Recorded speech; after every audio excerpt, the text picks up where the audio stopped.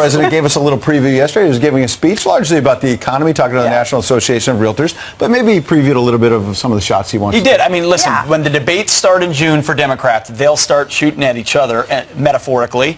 Until then, the president, Jed, is setting the tone. He sure is. And you can't fully appreciate it unless you take a listen to what he said. So let's tune in. We have 25 people now running for the office of president, and some of these people are stone cold crazy. They're promoting the biggest socialist takeover in the history, really, of the world. Green New Deal. Nobody has any idea what the hell it is. They know that you can't take a plane anymore. You have to take a train to Hawaii. Train. If they can't build from San Francisco to Los Angeles, what's going to happen when they say, let's build a train to Europe? I don't want to hit it too hard. I want to save it for the election because I don't want them to change. I don't want them to have time to pivot. I want them to go with this stuff. But we still have to be careful, and it'll never happen as long as I'm president. Look, he was able to define all of his Republican opponents back in those primaries in 2016, and then largely was able to do that to Hillary Clinton. This is the key to his success, and he knows it. The fact that he talks like regular people who are sitting around their dinner table having these conversations. There's no political correctness. They're not trying to sound elitist or Washingtonian or like some politician and how they should sound. He's just talking to people, and he's not afraid to say how he really feels and just, you know, put it out there, and this is why he won. So he knows that, and he's looking at the Democratic field of everyone. There's a whole bunch of wannabes out there. I mean, Beto O'Rourke is trying to be some combination of AOC and President Obama on a constant basis. He's already had to restart it because 1.0 didn't work. Right, and Trump's just saying, you know what, I'm just going to do me. I'm just going to be me. People liked it last time. They're going to appreciate it this time. And the thing is, he's not phony. He's just him, and that comes through. Yeah, he pinpoints their vulnerabilities. So for Pete Buttigieg, it's Alfred E. Newman. It's Mad Magazine, right? Too young, not ready. And creepy Joe Biden, crazy Bernie Sanders. And ultimately, that gets voters to say, well, why is Bernie so crazy? Oh, yeah, government-run economics and socialism, maybe not a great idea right now that the economy's booming. So it's smart to get out ahead of a lot of those things, and we'll see how it goes. Yeah, and so well, we're not going to tell you what we were talking about in the break. But we have another story for you. If you were watching, it's on Bill Maher, right? Yep, that's right. Am I correct? Fran Lebowitz, she's a liberal author, sometimes actor. She does a lot of commentating. Anyway, she made some comments about our president and the treatment that he deserves on the program. Listen to this. Impeachment would be just the beginning of what he deserves. So, you know, not even scratching the surface of what he deserves. We should turn him over to the Saudis, you know, his buddies, the same Saudis, you know, who got rid of that reporter. You know, maybe they could do the same for him. You know, it's like everyone's too, you know. I mean, it's a live show. You don't really want to see the president dismembered by the Saudis. No, I don't. You know, I don't like Donald Trump either, but no matter who the president is, we do not want physical harm. No. I saw your face when I said it. I didn't even realize that I said it. I had 12 cups of coffee. I regret saying it. I did not mean that. And you did. And I regret saying it. Right. I regret that everyone misinterpreted it. Yes. Because they misinterpret everything. Right.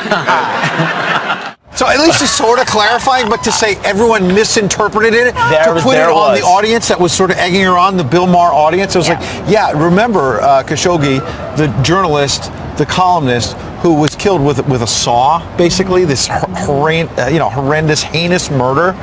The President of the United States should face that.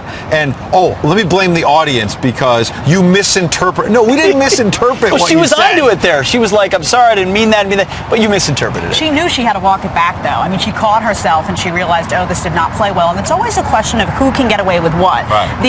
If you're a comedian, apparently you can get away with certain things. If you don't define yourself as a comedian or you're not making a clear joke, it's a very tough line. I do agree with Bill Maher, though. It is live television, and sometimes stuff comes out of your mouth, you say it, and then you're like, hold on a second, and you do have to kind of... I think someone should be killed with a saw. She thought she was being funny. She thought she was being funny, and the whole show has a comedic... syndrome, and it just pops out. Oh, my goodness. To your point, it matters who says it and where you say it. Like, if I today decided to say someone should get the Khashoggi treatment... No, that would not go well. No, I mean, that would not go well. Yeah, my key card would not work going into Fox News Channel tomorrow morning. Don't do that, Pete. I won't do it. I won't do it. No one deserves But when you've that lost to Bill Maher, and even Bill Maher says, hey, you went a little far. Yeah, you went really far. Right.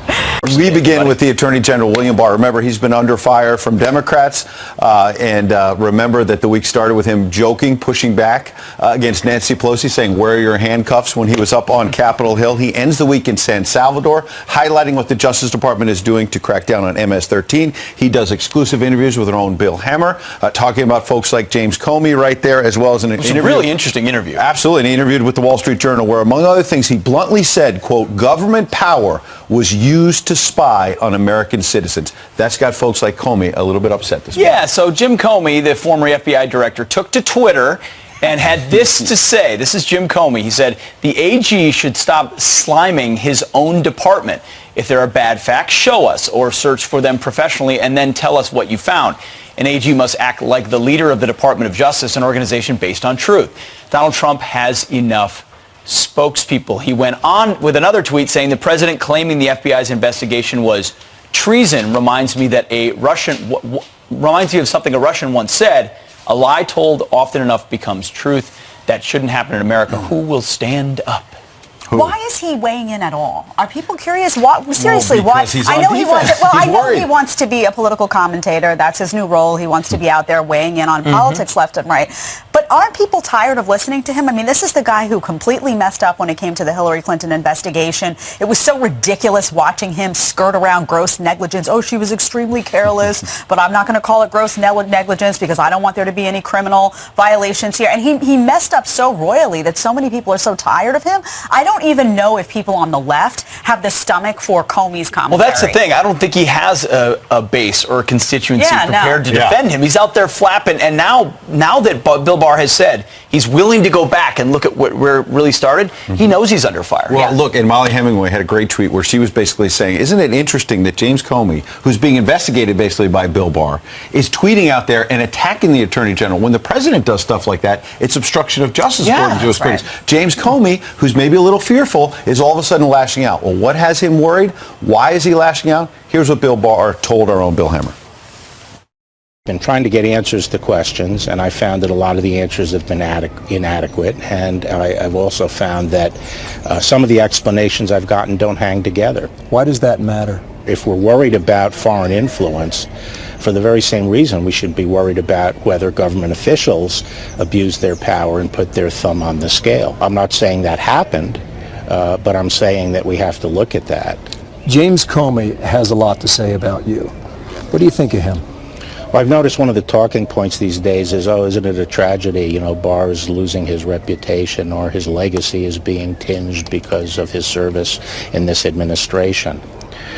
I don't think those people are really concerned about my legacy. Baller Bill Barr. I mean, this guy doesn't care. And he doesn't care about his critics. He wants to get to the bottom of it. It's very refreshing to see someone in such a senior position be that candid. Yeah, he shouldn't care. He shouldn't. He shouldn't care at all. And there's so many people surrounding him that do care. They care about the court of public opinion. This is a guy who's coming out and saying, I don't care what you think of me. I'm not here for the court of public opinion. I'm here to figure out why this investigation was begun in the first place. I'm here to investigate the investigators to see if what kind of spying was going on. Was it merited? He wants questions answered. This is like the only guy on the whole scene that's actually looking for questions to be answered and doesn't care what the media or we have to say about it. And he's also fair to people. I mean, he said about Bob Mueller. He said Bob Mueller wasn't charged with looking into the dossier and that his job was there collusion, was there obstruction, Russia's interference in our elections. He stayed right there. Now it's our job to look at the poison tree of the investigation and find out what happened. And Bill Barr making clear he doesn't care what the critics say. He's going to investigate this no matter what. Saul Weisenberg rose to his defense last night. And remember, he's the former deputy independent counsel. And he says what Comey was saying in his tweet is a total lie. Watch. The Attorney General did not slime his own department. The Attorney General said that if government officials acted improperly and abused their power and put their thumb on the scale, that's something that everybody should know about. Last week, I went to Rod Rosenstein's farewell, at the Department of Justice. Christopher Wray was there, Bill Barr was there, Rod Rosenstein was there, Jeff Sessions was there. Does that sound like somebody who is sliming his own department? It's a complete lie. Bill Barr has not said one thing since he became Attorney General to slime his own department. That picture that Saul Weisenberg is talking about, the farewell ceremony for Rod Rosenstein, pretty stark when you see Jeff Sessions there, the former Attorney General, who didn't seem to have the same spine that Barr now has to say, look, I don't care about the critics, I'm going to get to the truth. Isn't it crazy, though, the amount of controversy that Barr has stirred just by saying, listen, I don't know exactly what happened. I just want to find out what happened. I just want to look into it. The idea of him just saying, let's look into it, has stirred so much trouble on the left. They can't bear the idea that this guy just wants to get to the bottom of the facts. The same way that he bottom lined that Mueller report, and he said, this is the actual case. Let's get through, Mueller's novel that he wrote here, and let's just bottom line it. That bottom line seems to really bother people. Facts are really stubborn for some people. Well, because they hadn't been covering it for a long time, then suddenly the Attorney General comes out and talks about it, and they're forced to report on it. But all right, live pictures back to Philadelphia as we await the former vice president. A nod to his slogan, or perhaps his messaging on those big jumbotrons. United is his message. We'll see how that plays across the country. To talk about it, Michael Knowles, host of the Michael Knowles Show, on podcasts, wherever you listen, dailywire.com, other places known for greatness to listen to Mr. Knowles. The last time you were with us, Michael, you were talking about Julian Castro, who was announcing his run that day, and you said that announcement was about as significant as what you had for breakfast. We'll let the viewers decide how true your prognostications were. What do you think of the vice president's race? Perhaps a little bit more significant than your breakfast order? I think, unfortunately, much more significant than my breakfast order. By the way, I think my prediction was correct because until you just said his name, I had forgotten that Julian Castro was running for president at this point. Joe Biden, however, poses a significant threat to the president. Forget the national polls. When you look at the individual polls in Pennsylvania, Michigan, Wisconsin, he's up between 8 and 10 points over Donald Trump. If the election were held today, Joe Biden would win it, possibly in a landslide. And it's almost like we planned this segment because we actually have one of those polls from Pennsylvania, the former vice president's home state, and he is up by almost 10 points, depending on which poll you look at, over President Trump. What has happened to all the blue-collar voters that flipped from Obama to Trump, now flipping back to Biden? Where has the Republicans lost their way on this? Well, Joe Biden is going into this race right now looking pretty clean. He's been out of politics for a few years. Nobody has really been attacking him for anything other than giving people back massages and smelling their hair. So he's going in with some advantage. Nobody has hit him on his actual weaknesses. He's a liar. He's something of an unctuous, smiling politician, so they can hit him on not having a whole lot of substance. He's somewhat corrupt. There is significant corruption in some of his son's dealings and influence peddling in China and Ukraine. I would say significant allegations. I'm not sure any of them have been proven yet. The going thought, though, in politics is you don't hit somebody on their weaknesses. You hit them on their strengths. Joe Biden's strength is the idea of being able to connect to the middle class. The guy who rides Amtrak to and from Delaware, the guy who can talk to folks in an ice cream store better than just about anybody else. His message, we're told, when he takes the stage is going to be as a president for everyone. He's already framing this as Biden versus Trump, not even talking about the nomination for the Democratic Party. Do you feel as though that's a little premature, or should everyone just sort of get ready to get the graphics going of Biden versus Trump? Certainly it's premature. There are 22 other candidates in this race. There will probably be another 22 before the whole thing is over.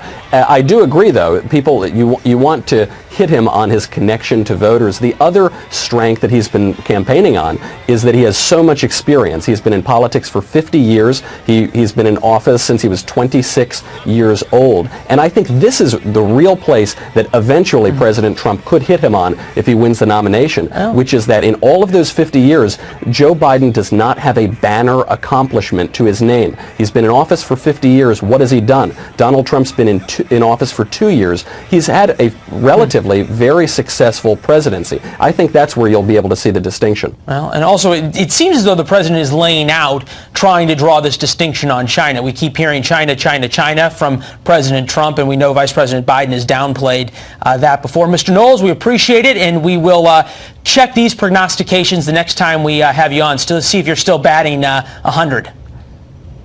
Good to see you, Leland. Good to see you, sir. All right.